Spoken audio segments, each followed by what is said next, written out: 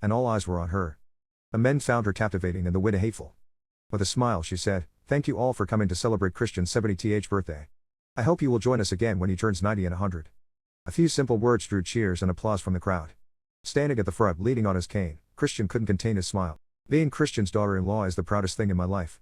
I know everyone knows Christian well, but I want to introduce him properly one more time." With that she picked up a remote control and turned on the giant screen projector, ready to play the video prepared especially for Christian. As the screen lit up, the light was still a bit dim, and people couldn't see clearly yet. Suddenly the room was filled with embarrassing sounds, making everyone blush before they could fully see the image. When the picture became clear, their eyes nearly popped out.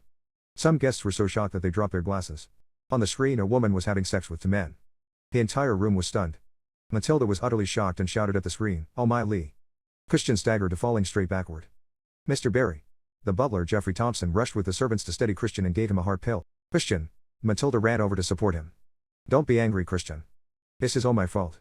I should have watched Lee more carefully, then this wouldn't have happened." Someone then spoke up. "Mrs. Barry, the woman in the video, is Helen." Hearing this, Matilda shook violently. She turned around, only to see Helen's face on the screen. The guests also recognized Helen. Her eyes widened and after a few seconds, she finally reacted, shouting frantically, "Turn it off! Turn off the video!" She ran back to the stage and picked up the remote she had dropped in her shock, but no matter how much she pressed, the video wouldn't stop. The servants gathered around. "Mrs. Barry, we can't turn it off either." Matilda was on the verge of a breakdown.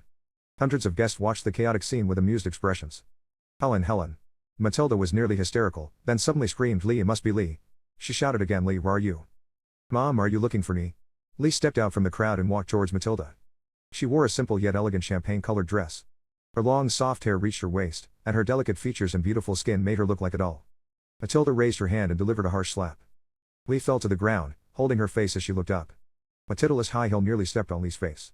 Seeing everyone watching, Matilda stopped herself. "What are you doing here?" "What do you mean, Mom? It's Grandpa's birthday party." "Where else would I be?" Lee asked, her eyes full of tears and confusion. "And why did you call my name when you were shouting at the video?" "I see now, the person in the video should have been me." Lee's words made the room fall silent, with only the sound of guests gasping. Matilda's heart sank, feeling like she was falling into a bottomless pit. The sexy cries of Helen reached her ears.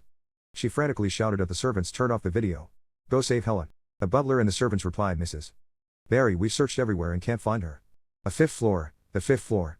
Matilda yelled twice. At this moment all she could think about was saving her daughter. She gathered her skirt and was about to run upstairs. "Mom."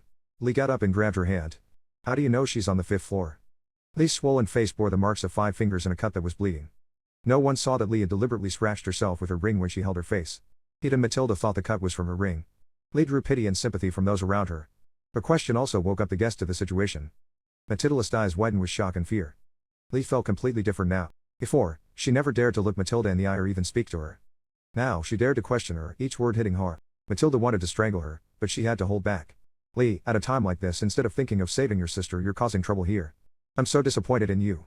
She shoved Lee aside and ran toward the elevator. Lee fell softly to the ground, tears streaming down as she watched after Matilda. "Matilda, even if you save Helen now, your daughter is forever marked with disgrace," thought Lee.